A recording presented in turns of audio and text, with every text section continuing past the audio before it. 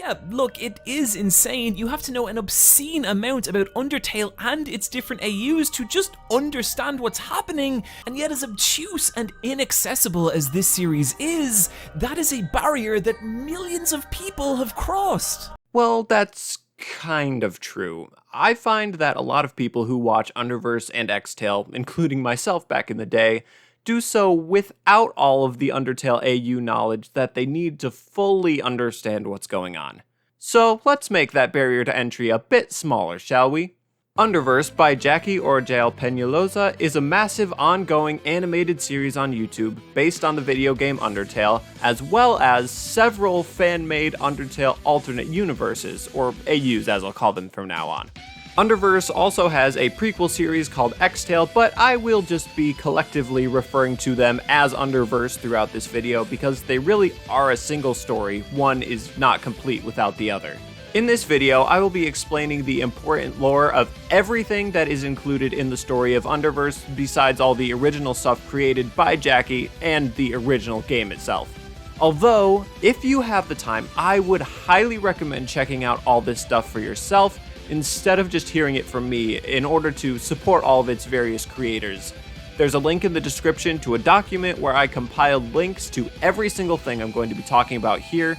The only reason I'm making this video is because I just know that realistically people aren't going to do that because it does take quite a long time to get through all that stuff, but I still want those people to be able to understand what's going on in Underverse.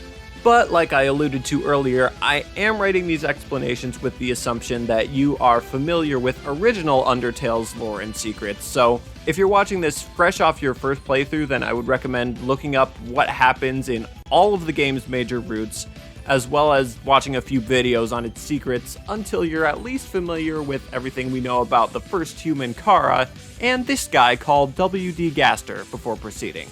Alright then, without further ado, let's jump into the Undertale fan-made multiverse. It's no secret that in Undertale, every time you reload a save or reset your file, you more or less create a new timeline. And depending on how you play the game, this timeline could be a pacifist timeline, a neutral timeline, or a genocide timeline.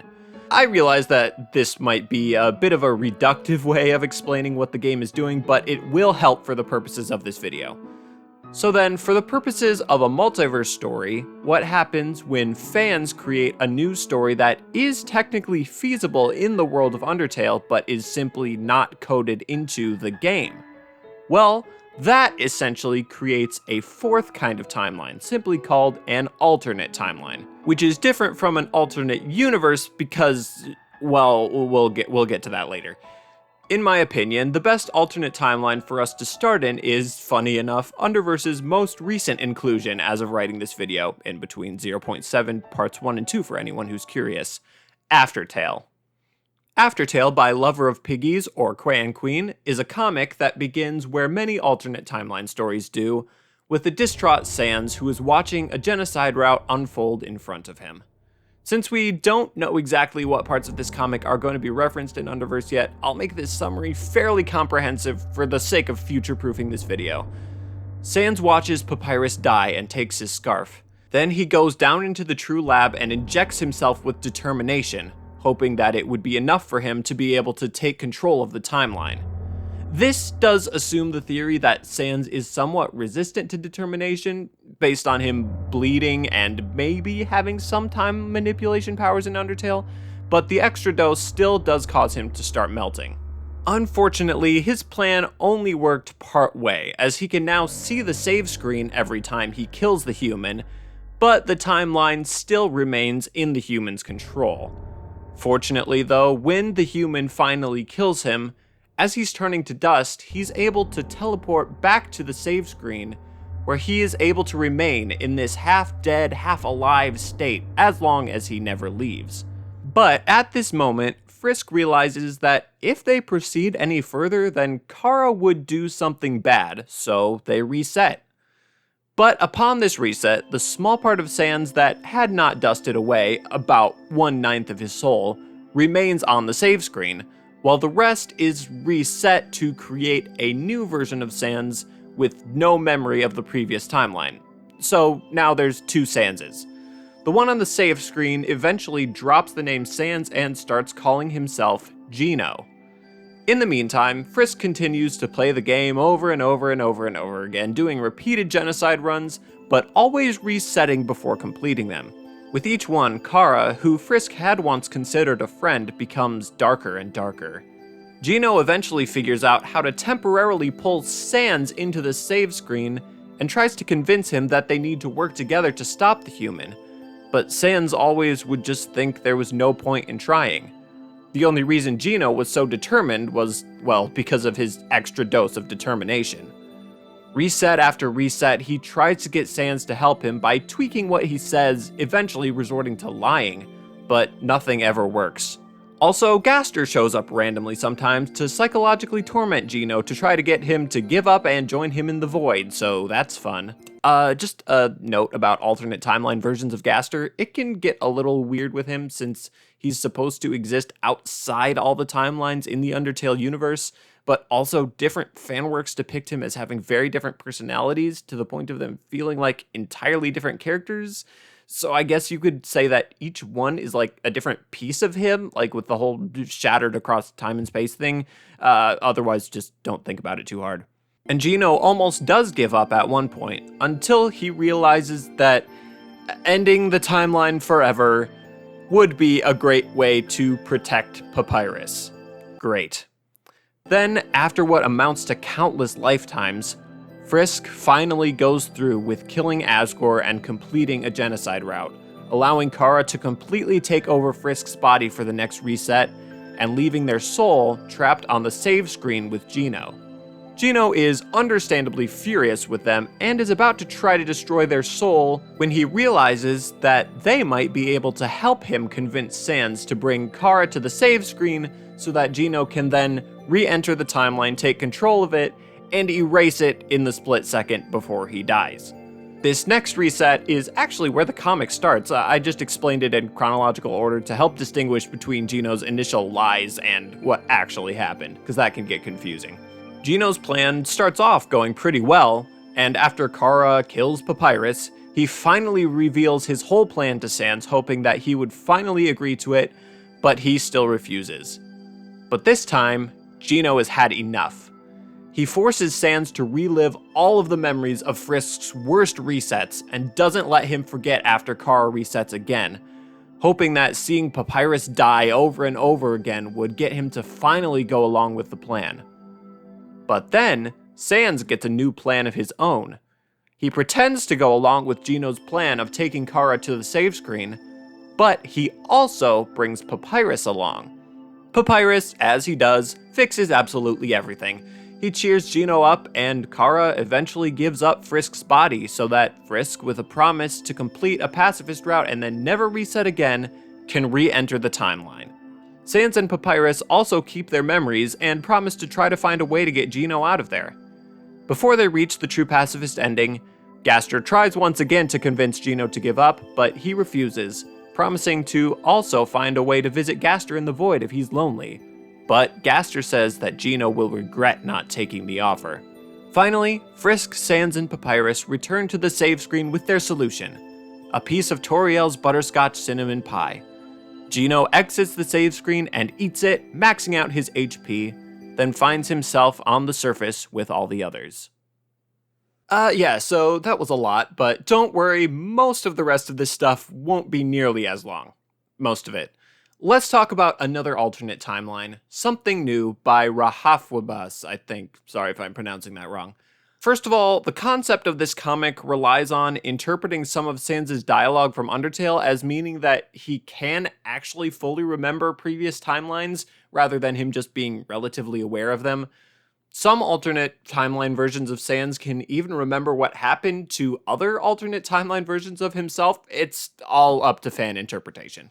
Anyway, this version of Sans is so tired of experiencing the same events over and over, specifically the genocide route, that the human is able to convince Sans to join them on their murdering spree just so he can feel something new. Though, after a while, he stops being able to feel anything at all. After earning enough EXP, his soul becomes distorted and red, while the determination overflowing from his body manifests in the form of black tears running down his face. This Sans actually became a pretty popular candidate for multiverse stories, in which he is known simply as Killer. See, that one was a lot shorter. Alright, we've got one more alternate timeline to talk about. Well, kind of. For now, anyway. We start once again with Frisk and Sans, although this time, Frisk has only ever done true pacifist routes and Sans does not remember previous timelines. That is, until one of many of these endings, when he happens to see Frisk about to reset and the memories of the unending time loop suddenly flood back to him, filling him with rage and making him think he has no other choice but to drop Frisk into the core, which he does. But now, instead of following Sans, let's follow Frisk for once, shall we? If the theory that Gaster falling into the core is what made him shatter across time and space is true, then what would happen to someone with determination and control over the timeline if they fall in? Well, Frisk attempts to reset right at the moment they are about to die, and as a result, they're not just shattered across time and space in their own universe, they become omnipresent throughout the entire Undertale Multiverse. This is Core Frisk by Doku Doki, or just Frisk if you're talking to their face. But for you to fully understand what their whole deal is, we first need to talk about alternate universes and how the multiverse actually works. Rather than just being anomaly timeline branches of the original Undertale, AUs are worlds that, though based on Undertale, are fundamentally different from it in some way. AUs can even have their own pacifist, neutral, genocide, and even alternate timelines. We'll talk about some specific ones in a bit, but for now it's what's outside these universes that's of interest to us.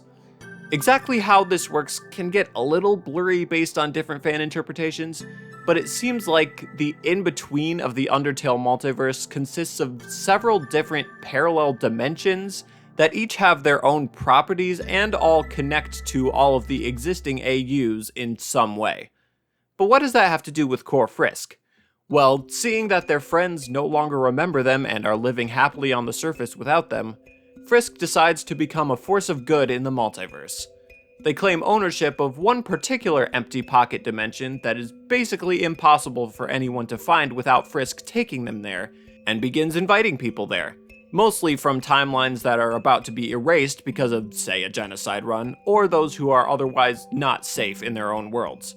Though, unfortunately, just due to the nature of it all, whenever they interfere in another timeline in any way, this actually just creates a new alternate branch timeline, so one always exists where Frisk isn't able to take them away from their suffering. This is actually true for anyone who interferes in a timeline where they don't belong, which also has the potential to create, like, alternate timelines of alternate timelines, which we'll talk more about that later. Anyway, Frisk calls this new safe haven of theirs the Omega Timeline, and along with its first few inhabitants, they begin taking resources from these collapsing timelines to begin building it into a true home. One of these eventual refugees is a young girl named Poppy by FMS Draws, who Frisk basically adopts. She calls him Grandpa, a gender-neutral version of Grandpa or Grandma, because of his gray hair. It's adorable. And before we move on, just a few quick notes about how Frisk's whole omnipresent thing actually works. Every time they actually appear to someone, they create a new physical body, and then when they disappear, that body is just discarded forever. Also, they can't create portals between dimensions to take people to the Omega Timeline. They can only use the existing connections between it and the other universes, which manifest as doors in the Omega Timeline. Though they can stick small objects into the eye socket of one body and pull it out of another in a completely different universe, it's kind of creepy, but kind of cool. Alright, now let's talk about some specific AUs. Many of these are based on fairly simple concepts, so we can just breeze through these first few. Underfell, originally by Vic the Underfella and now community run, reimagines all of the nice characters from Undertale as being mean, and all of the mean ones, so basically just Flowey, as being nice. Very dark, lots of blacks and reds everywhere. Underswap, originally by Popcorn Prince and now also community run, swaps the personalities and roles of all of the main pairs of characters in Undertale, Sans and Papyrus, Undyne and Alphys, Asgore and Toriel, Frisk and Kara, etc.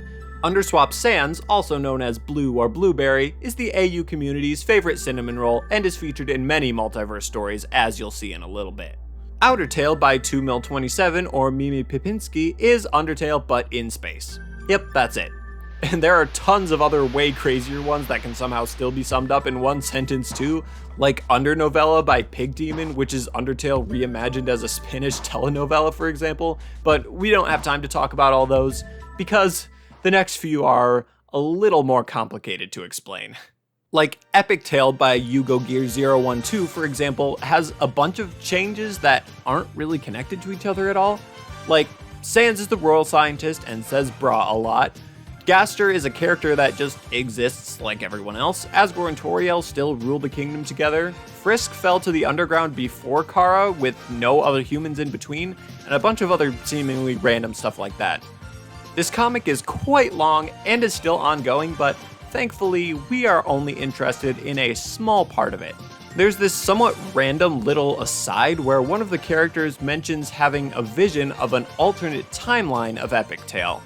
We only see glimpses, one of Epic Tale Toriel looking very angry at Epic Tale Gaster and some alternate version of Gaster, as well as quick looks at alternate versions not from Epic Tale, of Alphys, Sans, Papyrus, Muffet, and this one's a little hard to make out, but I think it's Undyne and Mettaton. Very, very interesting. Just keep that tucked in the back of your brain for a little while. Also, hi, Core Frisk. Next up is Dreamtale by Jokublog, which is a very unique one to say the least. There's a lot of random lore here, a lot of which is not even included in the original comic, which I love lore, don't get me wrong, but it makes explaining this one a bit difficult because I don't want to take too long, but I also have no idea what stuff might be brought up in the future of Underverse, and I still want to future-proof this video, so... well, here goes nothing. In the middle of all multiverses, yes, we're talking outside the Undertale multiverse, don't worry about it, it's not going to come up again. There existed 3 small worlds, each with a central tree, the trees of life, magic, and feelings. Each of these trees had a guardian. For an unknown reason, the guardian of the Tree of Feelings, Nim, decided to separate from the others and move her world into the Undertale multiverse. But one day she was mortally wounded by a human who wanted the tree's fruit for himself. Before she died though, she was able to kill him and focus her remaining energies to create 2 balls of sentient energy, one positive and one negative, to act as replacement guardians.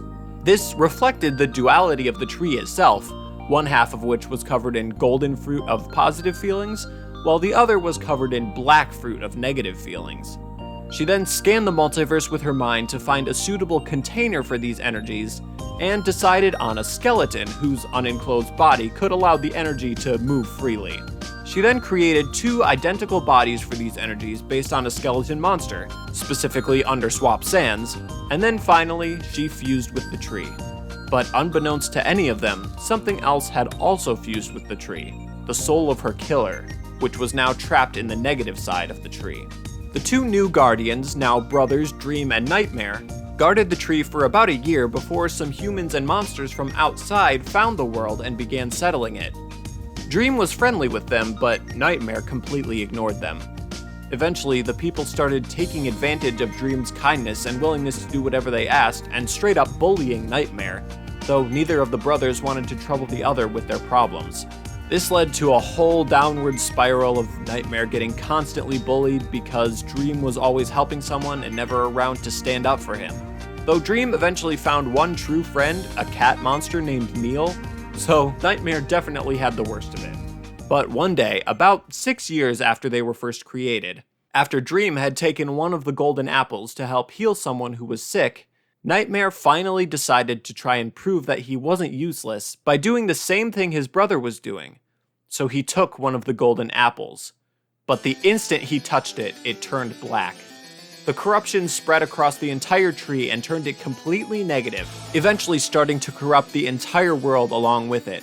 All of the people's negative energy was directed straight at Nightmare in violent hatred. Dream, still with the now one last remaining golden apple, returned and tried to protect his brother but was knocked unconscious. Then, Nightmare heard the voice of the man who killed Nim, telling him to eat the apples and use their power to fight back, or else he would die. He ate one, and it fused with his life force to become his soul, giving him a power he had never dreamt of having. Then, he ate all the rest of them.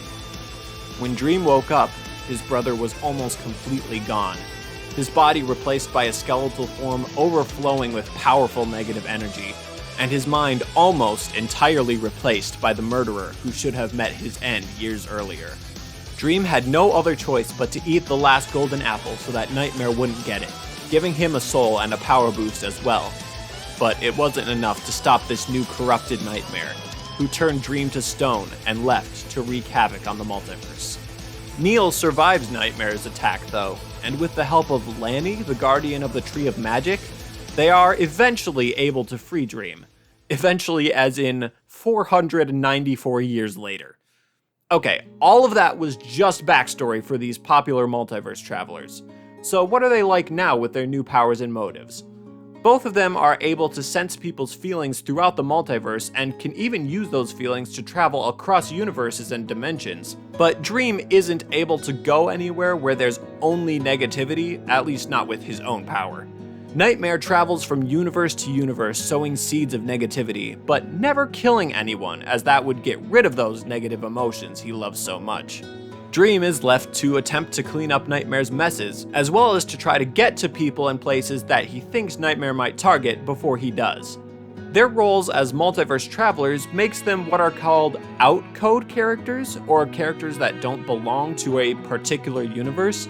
Core Frisk is also one, and if I'm understanding the term correctly, which if I'm not then don't worry about it because it doesn't actually come up in Underverse at all, but if I am, then technically Killer could also count as one with just how popular he is for multiverse stories. I don't know. But for the final section of this video, we will be talking about 4 more of these unique characters, starting with Oh No, Why? Just kidding, I actually kind of love this guy. This is Fresh by Cran Queen. Hey, that's a familiar name. Fresh is actually a parasite that is able to take over the body of, well, basically anyone with anything even remotely resembling a soul and make them dress like this. They also have the ability to censor other people's swears, and are most commonly seen possessing some version of Sans. Yep, Fresh, everybody. Great.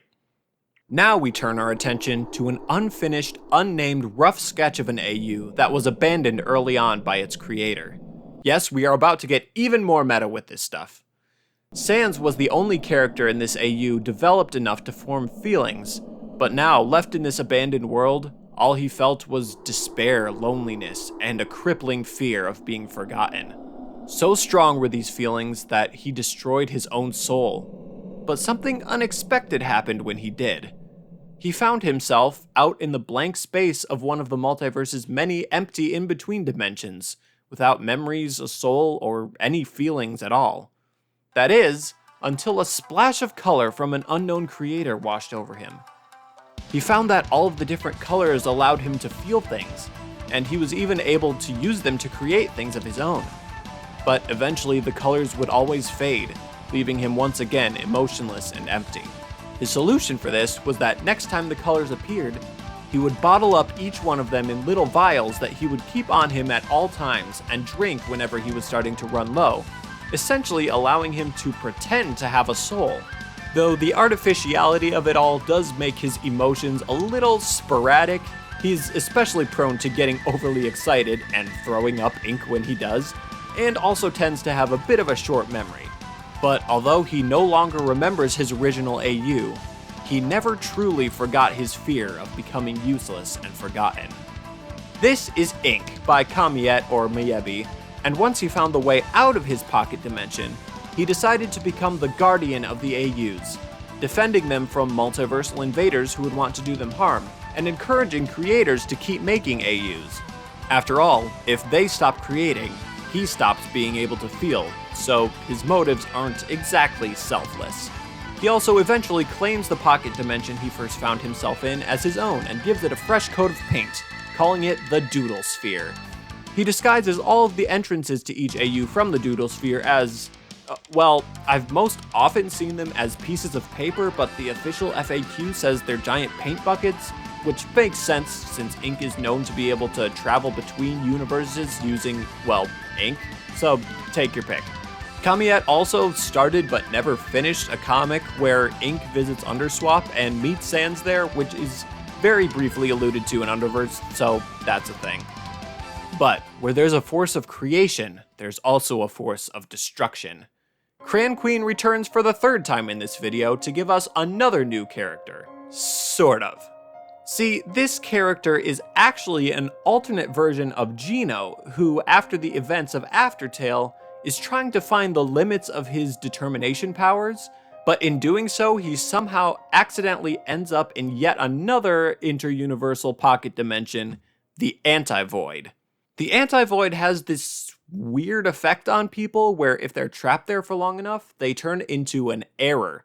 Powerful, irrational, sporadic creatures who can't remember their past, but their main motivation reflects whatever they were feeling when they turned. For Geno, that was hatred of everyone and everything besides himself. This Error Sans, or just Error for short, now able to leave the Anti-Void and travel the multiverse, directs his hatred at destroying anything he considers to be an anomaly, basically any timeline, universe, or character that isn't part of the original Undertale itself, even though he technically is one of those anomalies, like I said, irrational. This, of course, puts him in direct conflict with characters like Core Frisk, as Error has made it one of his primary goals to find and destroy the Omega timeline, and especially Ink, as the fandom has come to view Ink and Error as direct counterparts to each other, creation and destruction. Error is also a huge dork. He likes sewing and playing with dolls, and also primarily fights using strings, by the way, enjoys watching undernovella, has a phobia of being touched, and is hilariously terrified of fresh. Oh, and there's also another character in one of Error's cancelled canon stories who is an Error version of Underswap Sans called Bluebearer. I just bring him up because there's a certain part of Underverse that I'm a little surprised he didn't show up in, and I guess there's a small chance that he'll make a surprise appearance. I don't know, probably not. And finally, our last character for this video comes from the comic A Fatal Error Has Occurred by Zedramon, which is unfinished and hasn't been updated in a while, but I'm not sure if it's officially cancelled. But either way, it's still pretty long and is once again one that I don't know exactly how much of it will be important to Underverse, but oh boy, buckle up, cause this one's a doozy. So, this comic starts with Error invading the Aftertale timeline and finding Geno alone on his save screen. Yeah, that's an alternate version of Geno entering a past point in his own original timeline and meeting his original self, thus creating yet another alternate version of that original self. So that makes it seem like timelines just kind of exist out there for anyone to jump into any point in them, but then also some other multiverse stories make it seem like people outside of the universes can watch the timelines move forward in real time. Yeah, we're just gonna have to chalk that one up to different fan interpretations and move on. Error doesn't remember that he's Geno though, just wanted to make sure you remember that little fact. Anyway, Error tries to erase Geno, thinks he succeeds, and leaves to go about his day. But remember, Geno can't die on the save screen. So instead, he becomes, well, this. He doesn't remember much about who he was at first, including his name, but we'll call him Fatal Error. One thing he does remember, though, is the one who made him this way, and now he's out for revenge. His code is barely holding itself together. Yes, remember, this is all based on a video game, so everything is technically made from code. But this has the side effect of allowing him to see everything else's code and manipulate it to some extent, even letting him basically instantly travel anywhere in the multiverse. Unfortunately, this also means that his mind is barely holding itself together, making him often seem spaced out and confused, but also very dangerous and unpredictable. As he travels the multiverse looking for Error, he comes across different versions of Papyrus and remembers his own brother, but gets frustrated every time he sees that these alternate versions are not really him. This comes to a breaking point when he meets a version of Underswap Sans, who is basically the embodiment of being like Papyrus without actually being him. At this point, he starts killing a bunch of alternate versions of Sans and attempts to sew their code together to make a new Papyrus for him. But of course, this never works. He knows deep down that he would need code from an actual Papyrus for this to work, but he doesn't want to kill any version of Papyrus, whether it's his brother or not. Meanwhile, Ink and Error both stumble across a timeline of Undertale that had been going according to canon until Fatal Error showed up and corrupted it beyond recognition for some unknown reason. Honestly, with his mental state, it might have just been an accident. Error is super annoyed that 1, someone did such a sloppy job erasing a timeline, and 2, they had done this to a perfectly normal timeline. And Ink is just kind of there because he's curious and likes annoying Error. It's super funny. Anyway, Fatal Error notices them there and goes there to finally confront Error. And nothing really comes of it. Fatal just eventually leaves him alone, suddenly realizing that revenge is pointless. And also, after he leaves, Error realizes who he is, so that's cool. So Fatal continues his quest to make himself a new Papyrus. We see him snatching versions of Underfell Sands, Underswap Sands, and Original Sands, among other— Wait, is that a shot of a scene from Underverse? Yeah, so this is a scene from Underverse where a character has just entered a certain universe from outside, creating a new alternate timeline, and then Fatal Error enters that alternate timeline, creating yet another alternate timeline off of that first alternate timeline. Why do I love this kind of stuff so much? Anyway, Fatal starts taking so many Sands out of their timelines and realizes that every time he does this, a timeline will always exist where he doesn't, that eventually he starts to see them as not being real. This is partially due to the influence of Gaster. You know, the one that was tormenting Geno back in Aftertale? Well, the tormenting has continued, with Gaster often appearing to Fatal Error as a flower with hands in the place of petals. We don't know why, but it seems like Gaster wants Fatal to succeed in making a new brother for himself. And he does, after finally resorting to taking code from a Papyrus. This is Fatal Error's new brother, Patch. But Fatal isn't quite satisfied with him and continues trying to make a better version. He's just not the same.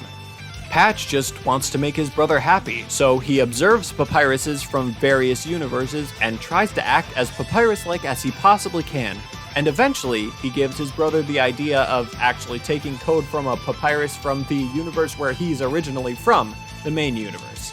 And as of me writing this video, that's where the comic ends.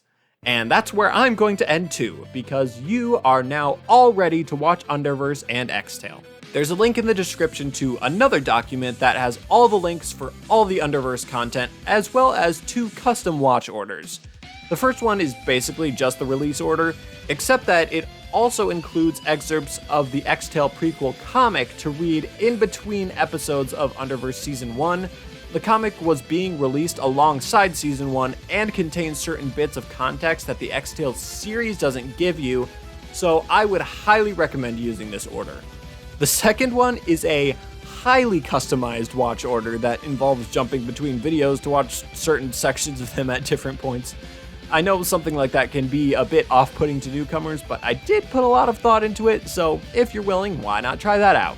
Anyway, the rest of this video is just going to be stuff about my channel and such, so if you're not interested in that, then have fun watching Underverse. Alright, thank you all for watching. I've had this video in my mind for a long while now, so it's really cool to finally be able to make it. As always, there is a link to my Discord server in the description if you want to come hang out there. More people are always appreciated.